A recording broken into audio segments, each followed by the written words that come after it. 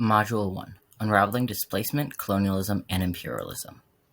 This first module, we are going to discuss the foundations of immigration, create a basic understanding of how and why displacement happens, and provide definitions. Before we start, it is important to note that colonialism has happened in all 7 continents and is still occurring today.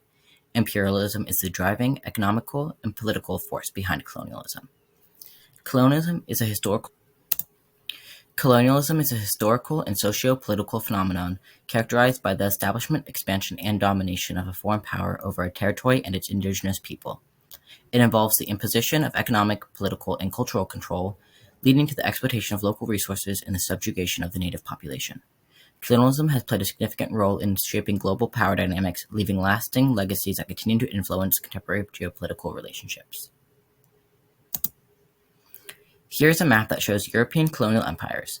European colonialism between 1492 and 2008 was a historical period marked by the expanse of European powers through the establishment of colonies across the Americas, Africa, and Asia. Triggered by Christopher Columbus's voyage in 1492, European nations, including Spain, Portugal, Britain, France, and the Netherlands, engaged in imperialistic pursuits seeking to exploit resources and establish dominance. Notably, this timeframe witnessed the exploitation and subjugation of indigenous populations, the transatlantic slave trade, and the eventual decline of colonial empires, although it's important to note that the impact of colonialism persists as former colonies continue to navigate the complexities of their post-colonial identities and relationships. So what is imperialism? Imperialism is a political and economic system in which a powerful nation extends its influence and control over another country or territory through the establishment of colonies, annexation, or economic dominance. It is driven by the desire for territorial expansion, resource acquisition, and geopolitical advantage. The United States imperialism in Latin America, particularly during the late 19th and early 20th centuries, was characterized by interventions aimed at safeguarding economic interests and promoting political stability. This included actions such as the construction of the Panama Canal, military interventions in countries like Nicaragua and Haiti, and the implementation of economic policies that favored American business interests, leaving a complex legacy in the region. The relationship between colonialism and modern-day imperialism is characterized by a continuum of economic and geopolitical pursuits. In the case of the United States, historical colonial legacies are reflected in modern imperialism through economic interventions, as seen in the exploitation of resources in Iraq following the 2003 invasion. Additionally, the military interventions in countries like Afghanistan underscore the enduring role of force in securing geopolitical interests, showcasing a connection between past colonial practices and contemporary events. Now we are going to focus on how historical injustices can lead to modern-day displacement. The economic and cultural impact of historical injustices are long-term, intergenerational, and slow to recover, which often leads to people being forced to leave due to the conditions they have endured. Internal displacement may lead to external migration. Internal displacement refers to an individual population being forced out of their local communities but who stay inside of their country of origin. External migration is the process of leaving the country of origin entirely, whether by choice or by force. The term historical injustice is very broad and can cover global and local injustices. Enslavement, mass incarceration, genocides, ethnicides, sanctions, and discriminatory laws can all be a form of injustice, and if not corrected and prevented, can continue to happen and have repercussions for generations. The first area of impact is economic. Ongoing economic exploitation rooted in historical patterns can result in impoverished conditions for indigenous communities.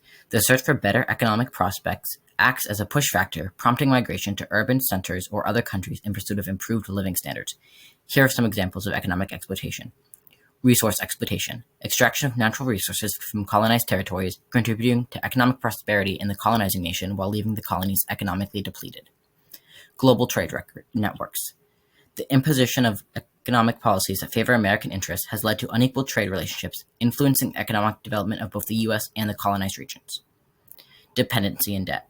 Many former colonies faced economic dependency on the colonial powers and incurred substantial debt for imperialist practices. This debt burden continues to affect the economic development of nations that were once subjected to colonial rule. Infrastructure development. While U.S. imperialism contributed to the development of infrastructure in some regions, it prioritized projects that served the interest of the imperial powers. This has left a legacy of uneven economic development and infrastructure disparities in former colonies. In addition to the economic factors, environmental factors play a large role in displacement. Historical colonization often involved the dispossession of indigenous lands, leading to the loss of livelihoods. Today, the scarcity of resource and lack of land ownership contributes to economic hardship, pushing indigenous communities to migrate in search of better opportunities.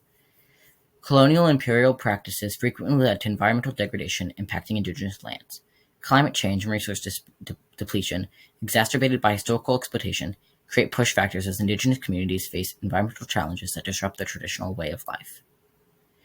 Finally, cultural impacts that are prevalent to this day.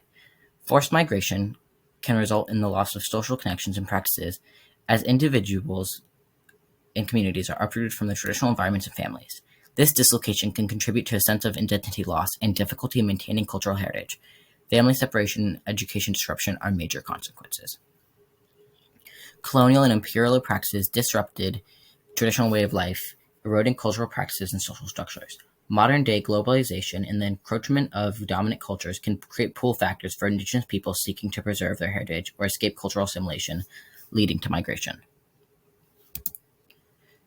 Establishing a common vocabulary when discussing immigrants, refugees, asylum seekers, and migrants is crucial for clear and informed communication. It helps to avoid misunderstandings. Different terms have specific legal definitions and implications. Using a common vocabulary ensures accurate and precise communication, reducing the risk of misunderstandings and misinterpretations in discussions about immigration, policies, and related issues.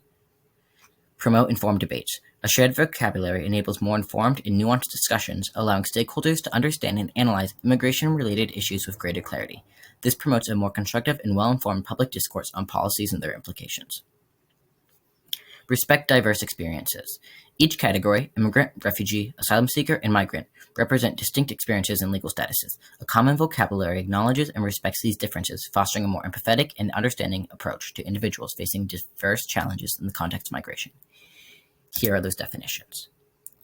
Immigrant. An immigrant is a person who permanently moves from one country to another. Migrant. There is no internationally accepted legal definition of the term migrant, but it is commonly accepted and used to describe people who move from one place to another. Some migrants move because they want to work, study, or join family. Lots of people do not fit the legal definition of a refugee, but could nevertheless be in danger at home. It is important to understand that just because migrants don't flee persecution, they are still entitled to still have all of their human rights respected and protected regardless of the status they have in the country they move to. Governments must protect all migrants from racist and xenophobic violence, exploitation, and forced labor. Migrants should never be detained or forced to return to their countries of origin without a legitimate reason. Refugee. A refugee is a person who has fled their own country because they are at risk of serious human rights violations and persecution there. Their risks to safety and life were so great that they felt they have no choice but to leave and seek safety outside their country because their own government cannot or will not protect them from those dangers. Refugees have a right to international protection. Asylum seeker. An asylum seeker is a person who has left their country and is seeking protection from persecution and serious human rights violation in another country, but who hasn't yet been legally recognized as a refugee and is still waiting a decision on their asylum claim. Seeking asylum is a human right. This means that everyone should be allowed to enter another country to seek asylum. Now that you've completed the contents of Module 1, please take a moment to reflect using this question.